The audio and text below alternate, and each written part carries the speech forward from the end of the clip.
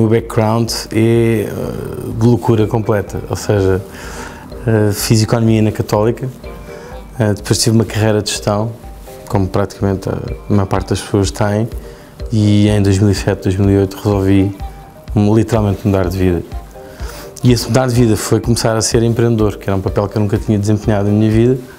Já tinha tentado desempenhar o papel de inovador, mas de empreendedor nunca o tinha feito. E a partir daí resolvi, como mudando de vida, deixei o meu emprego, deixei as minhas funções no grupo Portugal Telecom, que era onde eu estava na altura, e comecei a desenvolver o meu próprio projeto, a que nós chamámos Biodroid, a New Vision for Human Life Entertainment, que era assim uma coisa para nós absolutamente fantástica, que era, não é só mudar o mundo, é não só mudar o mundo, mas como também colocar à disposição de milhões e milhões de pessoas espalhadas por esse mundo fora, produtos de entretenimento feitos em Portugal, que era sempre foi o nosso grande sonho.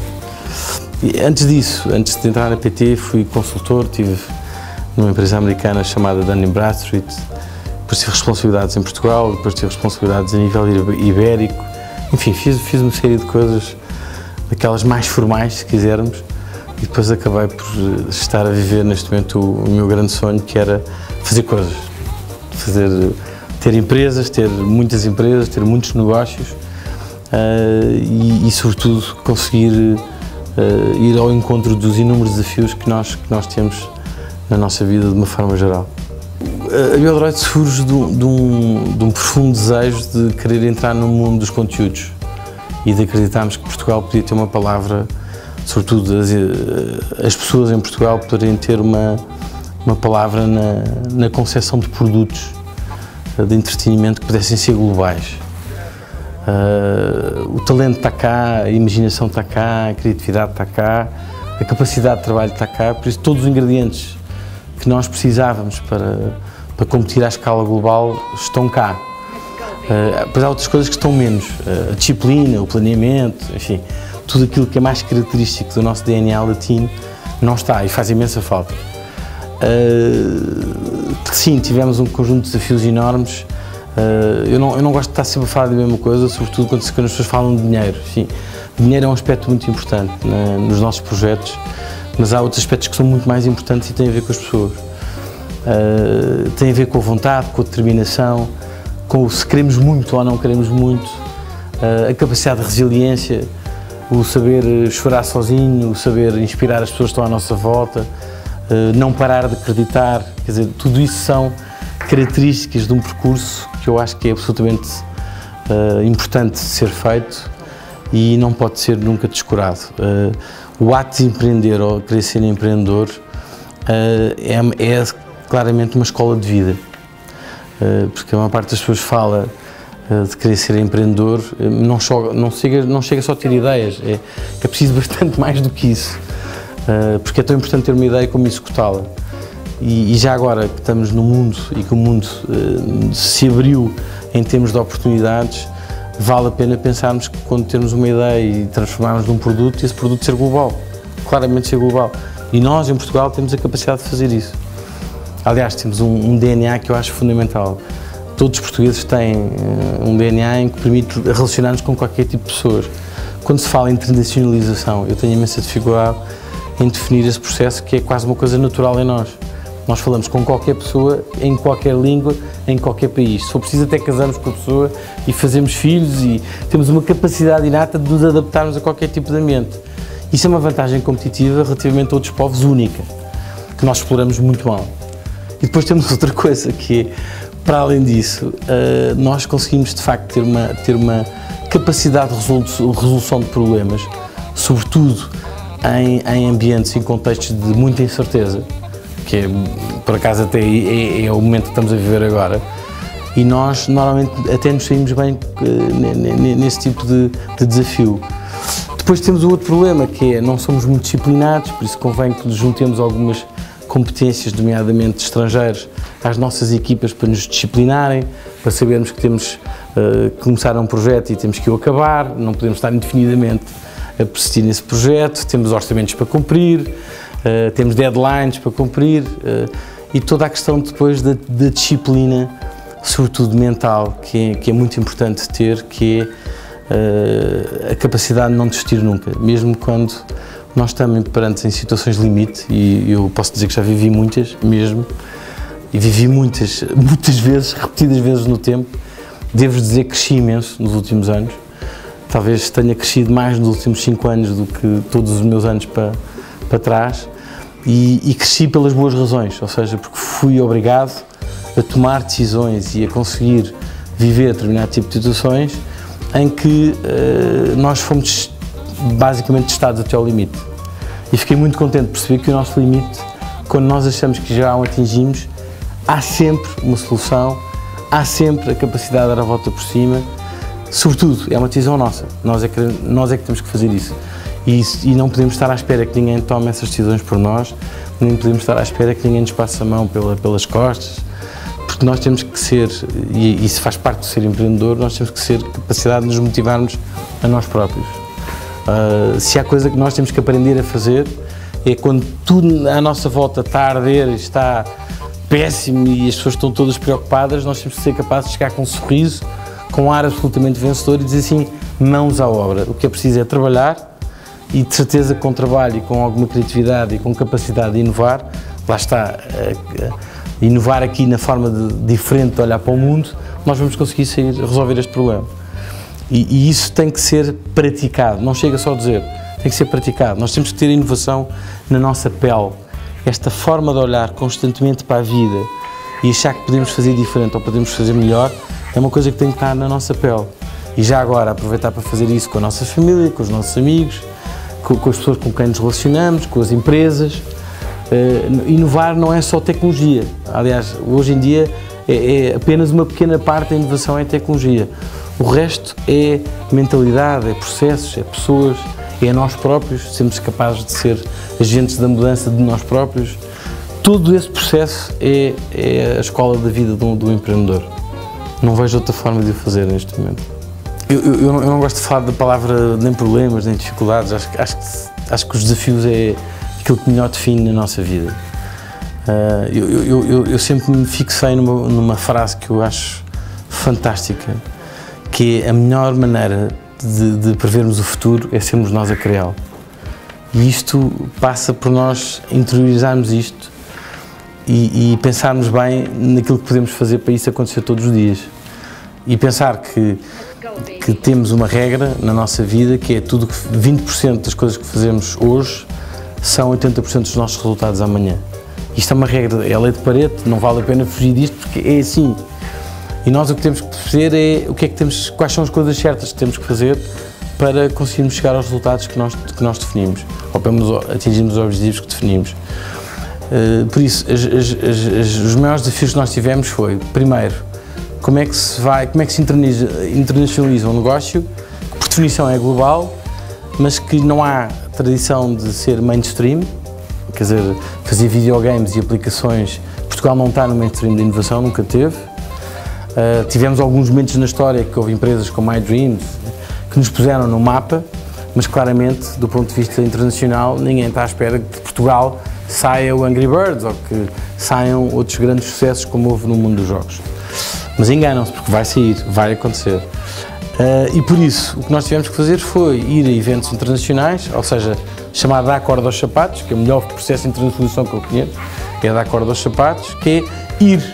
E o ir às vezes é ir falar com pessoas que não conhecemos de nenhum lado, é ter que tropeçar nelas e dizer, olha, por acaso você não é aquela pessoa que... por acaso até, olha, posso lhe dar o meu cartão, será que eventualmente lhe posso ligar? É pessoas que estão reunidas e nós dissemos lá assim, olha, estou aqui, posso conversar com vocês, posso estar com vocês a conversar e posso meter conversa e podemos falar um bocadinho, porque eles, entretanto, andaram todos na universidade, ou em Nova Iorque, ou na Califórnia, etc., conhecem-se todos e lá está o Tuga que aparece a meter conversa, tipo o Oli, olha, estou aqui, e isso aconteceu variedíssimas vezes, e por causa dessa, e vou-vos dizer, isso é um processo difícil, porque é preciso coragem, é preciso ousadia, é preciso não ter medo de falar inglês e saber falar fluentemente inglês, mas se não souber também não é um problema, porque o nosso body language ajuda a perceber aquilo que queremos dizer. Há todo um conjunto de situações em que nós tivemos que vencer esta componente de ter que falar temos que lidar com uma série de pessoas lá fora e o lidar é ir ao encontro, é agarrar no telefone, é mandar um mail, não ter medo de ter um não ter medo de chegar lá e as pessoas provavelmente na primeira ou segunda conversa não nos darem muita importância. Perdendo este medo todo e esta simplicidade de contacto com as pessoas, as coisas acabam mesmo por acontecer. Porque depois há uma coisa que nós temos, que eu acho que é única também, que é nós somos muito competentes a fazer aquilo que nos propusemos fazer desde o início. E ganhámos muita maturidade no nosso percurso nos últimos anos e por isso sabemos exatamente como é que se faz, sabemos exatamente qual é o nível de excelência que queremos atingir e depois isso passa para as outras pessoas. E depois têm-nos sido abertas portas nesse sentido. Mas quando se fala em internacionalização é claramente corda aos sapatos a ir. Devo dizer que nunca tinha feito o Interrail e fiz com 40 e poucos anos, ou seja, só havia dinheiro para irmos para um hotel, para um quarto, nós éramos 3, não dava. Ainda fiz um hotel na Alemanha e então sorteámos e eu dormi no carro. Dormi 3 dias em Leipzig, num fantástico, nunca tinha feito uma coisa daquelas com 40 e poucos anos, até me ri com os meus filhos, que fui fazer o Interrail finalmente. À noite era um bocado frio, porque na Alemanha aquilo diz temperaturas muito próximo do negativo, quando nós lá fomos, mas dormi lindamente, devo dizer, foi extremamente produtivo do ponto de vista de contactos e passámos outras.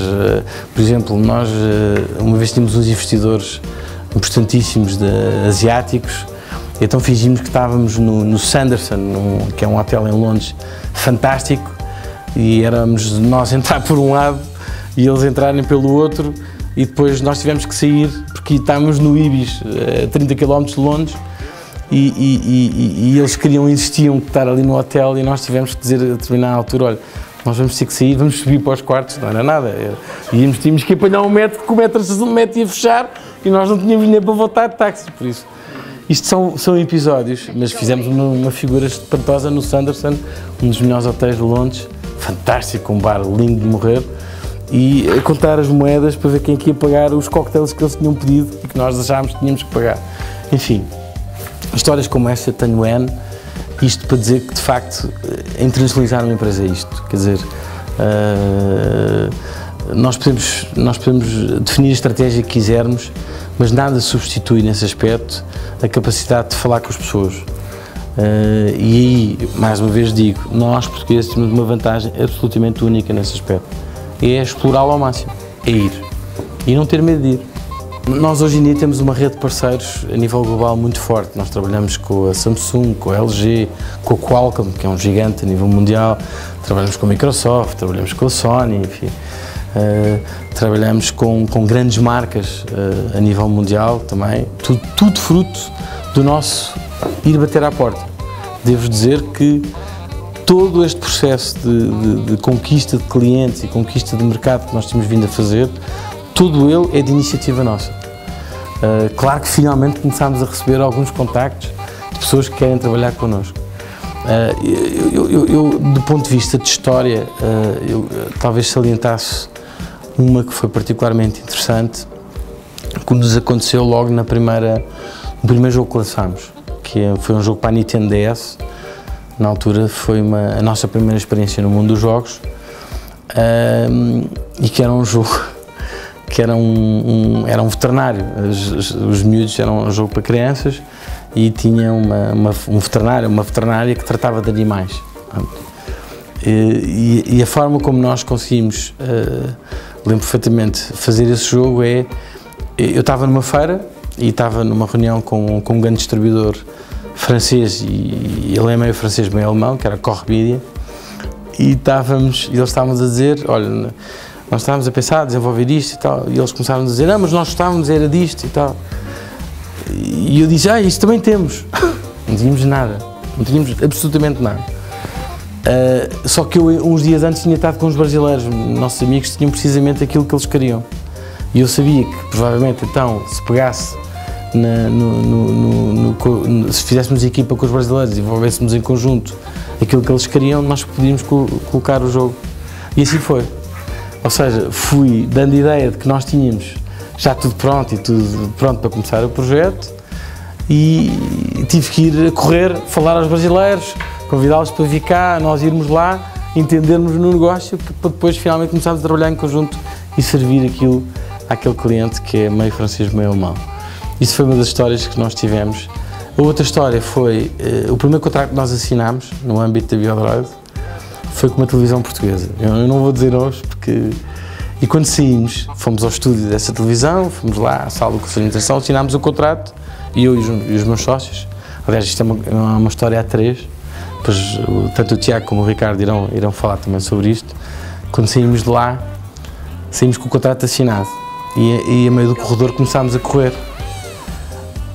Começámos a correr, a ir cada vez mais rápido para a saída. Quando chegámos cá fora, dizemos assim, e agora? Não tínhamos empresa, não tínhamos PCs, não tínhamos pessoas, não tínhamos nada. E num mês montámos a Biodroid. Ou seja, tínhamos o cliente, não tínhamos nada, nem empresa, nem PCs, nem mesas, nem uma cadeira, não tínhamos nada. Por isso, e agora dizer, agora temos que fazer, agora é que temos que fazer. Pronto, e foi assim que nós começámos. Assinámos o contrato, todos contentes, papel deste tamanho, uma responsabilidade enorme, e agora mãos à obra. Saímos dali e nessa noite fomos para casa, começámos a fazer listas de coisas que precisávamos, quem é que íamos fazer, o tipo de recrutamento que íamos fazer, os PCs que íamos precisar, as especificações dos PCs, etc, etc. E foi assim que nós montámos a Biodroid. Ou seja, assinámos um contrato, quando saímos daquele estúdio dissemos assim, bom, Houston, we have a huge opportunity. Vamos a isto.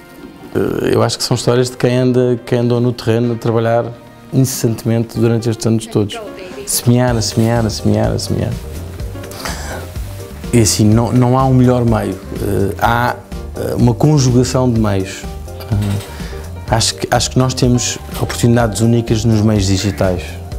Acho que os meios digitais deviam funcionar como os oceanos funcionaram pós-descobrimentos em determinada altura na história de Portugal. Nós conseguimos, nos chamados novos oceanos digitais, que no fundo não é mais do que a capacidade de conexão que neste momento existe em termos de redes das pessoas que estão neste planeta. E acho que nós temos claramente um papel, acho que Portugal pode ter um papel absolutamente definitivo na conquista desses novos oceanos digitais. Eu digo isto porque eu dou sempre o mesmo exemplo, que é um jogo que é feito cá em Portugal, aquilo é de tal maneira magnífica, a capacidade que nós temos de dizer assim, este jogo é um bem transacionável e cada vez que eu ponho este jogo à venda em 140 países, com 2 cliques, se eu puser o meu jogo, o jogo da Biodroid, no Google Play ou no iOS Market, no Apple Market, aquele jogo está à venda em 140 países, overnight, ou seja, do dia para a noite, e bastam 2 cliques para isso acontecer. Quer dizer, não tenho distribuição, não tenho as greves dos portos, não tenho as greves de transportes, o barco virou, o contentor caiu no mar, que chatice, agora temos um problema. Quer dizer, nós não temos nada disso. O mundo digital não tem esse tipo de barreiras que o mundo físico tem. Por isso, isto é de facto uma oportunidade única para um pequeno país como nós, que temos poucos recursos, mas temos recursos valiosíssimos, que é o nosso talento e a nossa cabeça, o nosso brainware, que é isso que nós temos de melhor. Por isso, quando nós temos a capacidade de desenvolver este produto à escala global e pensar que, uma vez que ele está desenvolvido, este produto tem um custo de desenvolvimento que é aquele, é X, e o custo adicional de produzir mais uma unidade, o custo marginal, tende para 0. Por isso, a partir daí, eu tenho a capacidade de vir a ganhar muito dinheiro com isto. E só se formos parvos é que não aproveitamos esta oportunidade, em que as barreiras à entrada para este tipo de indústrias são algumas, elas têm vindo a diminuir com o tempo. É evidente que do ponto de vista tecnológico é preciso haver algum domínio tecnológico, é preciso haver, mas que nós conseguimos fazê-lo. Mas do ponto de vista de negócio, há muito poucos negócios na nossa sociedade atual que têm esta capacidade de crescimento que é exponencial. Que é, eu produzo uma coisa que custa X, o custo marginal de produzir mais uma unidade é 0, ou tendente para 0, e depois eu posso prolongar a vida daquele produto indefinidamente, porque vou fazendo updates daquele produto, coisa que no mundo físico não é possível. Eu tenho que voltar a ter novo ciclo de produção, depois a fábrica está fechada porque estamos num período sazonal e então tem que fechar a fábrica, depois tem que dar férias às pessoas, sim, porque já não entra naquele ciclo de produção, quer dizer, há toda uma série de condicionantes que o mundo digital não tem. E isso é absolutamente magnífico em termos de oportunidade. Por isso, o que é que nós estamos à espera? Eu acho que aquilo que é mais relevante para quem quer exportar e ter acesso aos mercados internacionais, primeiro é conhecer as regras da distribuição. Hoje em dia é tão importante ter um bom produto como é saber comunicá-lo. E aí Portugal tem ainda algum percurso a percorrer, tem um percurso a fazer, nomeadamente na capacidade de promoção e comunicação dos nossos produtos. É um desafio enorme, nós normalmente não temos a capacidade financeira que outros países têm para promover os produtos, mas temos uma coisa que é, mais uma vez repito, os meios digitais são, hoje em dia, o domínio dos meios digitais é uma ciência. É uma ciência. Fazer o Search Engine Optimization no Google é uma ciência, virou uma ciência. Saber comunicar através das redes sociais virou uma ciência. Por isso, como sabem, há um conjunto de modelos e de algoritmos que estão associados hoje às redes sociais e à utilização do Google. E nós, do ponto de vista de marketing, temos que saber dominar essas ferramentas. Temos que saber dominar essa ciência, que é saber promover os nossos produtos nestes meios digitais, que é muito mais barato, o custo por contacto é muito menor do que nos meios tradicionais, mas isto é uma ciência que envolve pessoas que saibam de estatística e que envolve pessoas que saibam de matemática. E porque cada vez que vamos alocar um budget, um determinado budget, para ele ser eficaz e ser o mais reprodutivo possível, eu tenho que saber de matemática, eu tenho que saber de estatística, eu tenho mesmo que saber isso. Por isso a nova geração de marketeers para estas áreas, para os meios digitais, tem que ter uma componente de métodos quantitativos muito forte, mesmo. Isso é por um lado. Por outro lado, a capacidade de ir a todos os mercados possíveis e imagináveis, ou seja, é evidente que não pode fazer isso só de uma vez, tem que começar a eleger prioridades e dizer assim, eu quero ser muito forte na Ásia, eu quero ser muito forte na América Latina, eu quero ser muito forte na Europa. E depois encontrar parceiros. Hoje em dia é fundamental saber trabalhar em rede. Não vale a pena porque sozinhos não vamos conseguir. Trabalhar em rede é um desafio enorme, sobretudo para o ego português, então é o maior desafio que temos. Ego management, talvez seja o maior inimigo de conseguir fazer parcerias que sejam estruturantes e que sejam decisivas para o negócio. Os objetivos no curto prazo e no longo prazo são exatamente os mesmos. Nós queremos ser uma empresa que tenha origem em Portugal, mas que seja uma empresa global, com tudo o que isso implica. Se viermos a ser cotados lá fora, fantástico, vamos ter vários escritórios espalhados pelo mundo, fantástico. Sobretudo aquilo que nós queremos é ser reconhecido pelo tipo de produto que fazemos, que tem que ser top of the top, pela capacidade que temos de satisfazer os nossos clientes, e hoje em dia nós temos variedíssimas áreas na Biodroid, não é só a área de aplicações e de videogaming, temos outras áreas, estamos a lançar outro tipo de negócios que é complementar destes, mas de facto conseguimos demonstrar que aquilo que se faz em Portugal é muitíssimo bom e capaz de competir à escala global. E esse é o grande trabalho que nós temos até do ponto de nós próprios, quer dizer, nós temos que ser capazes de aceitar que se queremos competir à escala global, temos que estar entre os primeiros, não entre os últimos. E estar entre os primeiros é sangue, suor e lágrimas. Trabalhar, trabalhar, trabalhar, estudar, estudar, trabalhar, trabalhar, trabalhar. Não há outra forma. Eu não conheço outra forma. Se alguém conhecer, diga-me, ensine-nos, que eu estou morto por saber, mas não conheço outra. Persigam o vosso sonho, não se deixem intimidar. Portugal tem uma coisa que é muito negativa, que é o estigma social do falhar. E isso não pode ser. Em qualquer outro país, e sobretudo nos Estados Unidos, o falhar faz parte do nosso percurso. A pessoa cai e levanta-se. E disso resulta uma aprendizagem. Ou seja, a pessoa quando se levanta, ela está mais forte. Por isso, as pessoas valorizam pelo facto de dizer assim, sim senhora, esta pessoa teve o seu percurso e agora está mais forte porque aprendeu com os erros. Provavelmente foram cometidos erros. Em Portugal, as pessoas têm imenso medo de errar e têm imenso medo